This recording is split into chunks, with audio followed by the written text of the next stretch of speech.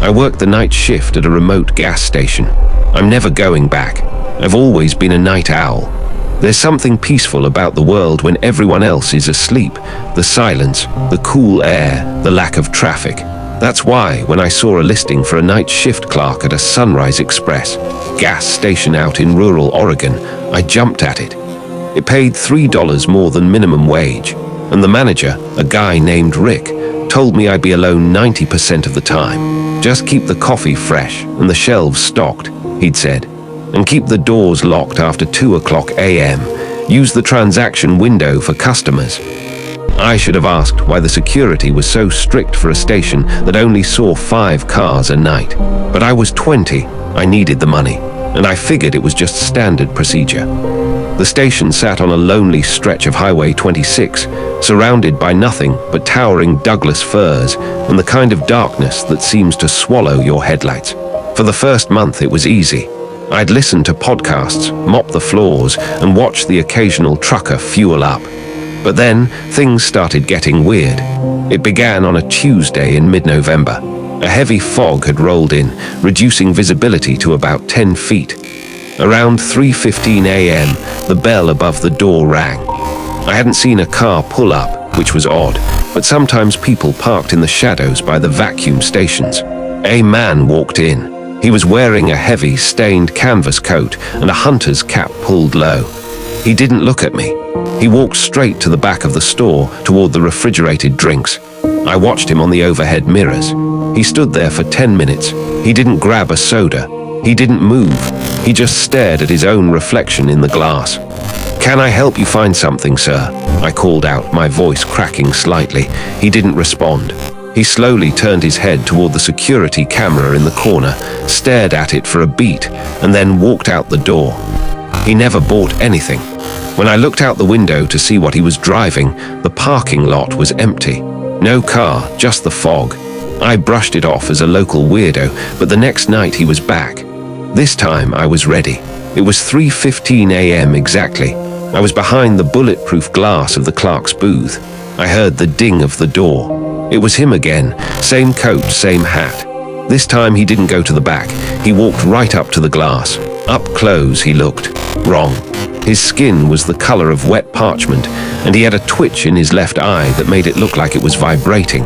He didn't say a word. He just held up a piece of paper against the glass. It was a Polaroid photo.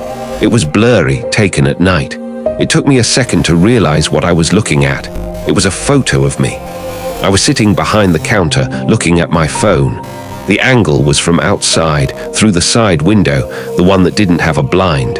"Where did you get this?" I asked, my heart hammering against my ribs. He didn't answer.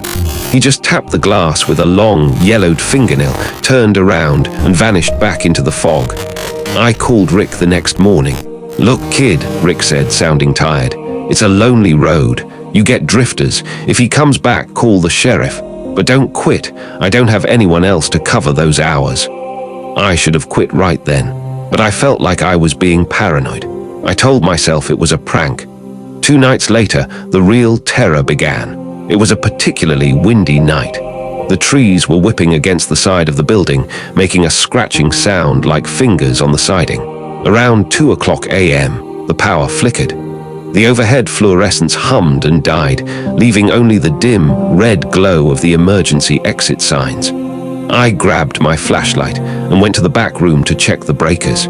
As I passed the walk-in cooler, the one where we kept the milk and beer, I heard a sound. Thump, thump, thump. It was coming from inside the cooler. I froze. No one was supposed to be in there. The delivery driver wasn't due until 5 a.m. I gripped my flashlight and slowly pulled the heavy steel handle. The cold air hit me like a wall. I shone the light over the crates of milk. Nothing. I sighed, feeling stupid. "Just the compressor," I whispered to myself. But as I turned to leave, I saw it. On the frosted glass of the cooler door, written from the inside, were the words, "Is it cold enough for you?" I bolted. I ran back to the booth, locked the door, and fumbled for my phone. No service. The storm must have knocked out the local tower. The landline was dead too. Then the exterior floodlights, the big ones that lit up the pumps, kicked back on. Through the front windows, I saw the man in the canvas coat. He wasn't alone. There were 3 of them now. They were standing by pump 4, just staring at the building. They weren't moving. They weren't talking. They were just waiting. One was the man from before. The second was a woman in a tattered sundress that was completely inappropriate for the November cold.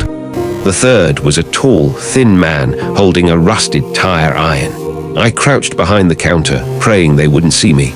Clink, the sound of metal hitting glass. I looked up. The tall man was tapping the tire iron against the front window. Tap, tap, tap. Then the woman walked up to the door and tried the handle. Rattle, rattle. I thanked God I had followed Rick's advice and locked the doors at 2:00 a.m. She leaned her face against the glass. Because of the emergency lights, I could only see her silhouette, but I could hear her voice. It was high-pitched and melodic, like she was singing a nursery rhyme. "Clerky, clerky, let us in.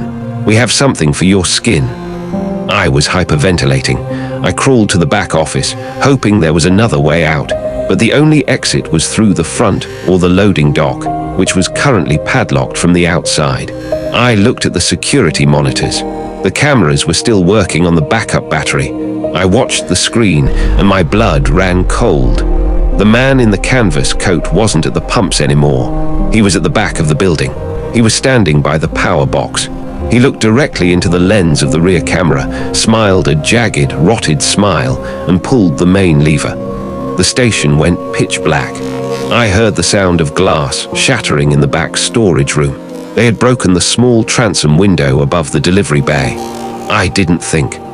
I grabbed a heavy metal hole puncher from the desk, the only weapon I could find, and hid in the narrow space between the filing cabinet and the wall.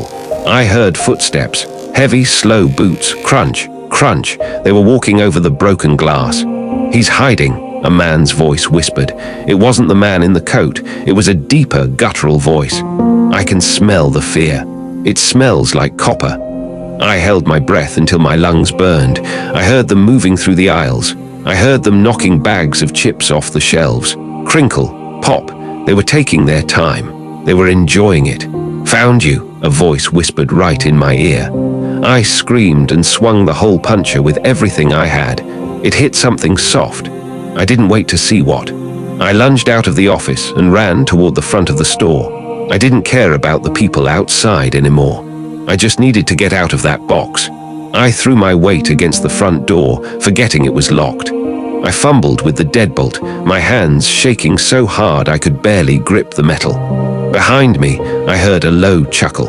I turned my head just enough to see the silhouette of the man in the canvas coat standing at the end of the aisle. He was holding a long, jagged piece of glass. Going somewhere. I finally got the lock to turn. I threw the door open and sprinted into the fog. I didn't go for my car. I knew they'd be expecting that. Instead, I dived into the dense tree line across the highway. I ran for what felt like hours. Branches tore at my face. I fell into a ravine and crawled through freezing mud. I didn't stop until I saw the blue and red lights of a state trooper's cruiser parked on the shoulder about 2 miles down the road. I flagged him down, sobbing and covered in mud. When the police went back to the Sunrise Express, the station was empty. The front door was wide open. The shelves had been ransacked, but no money was missing from the register. The only thing they found was in the back office. On the wall, written in what the forensics report later confirmed was cow's blood, was a single sentence: "Thanks for the shift." The man in the canvas coat was never found. Neither were the others.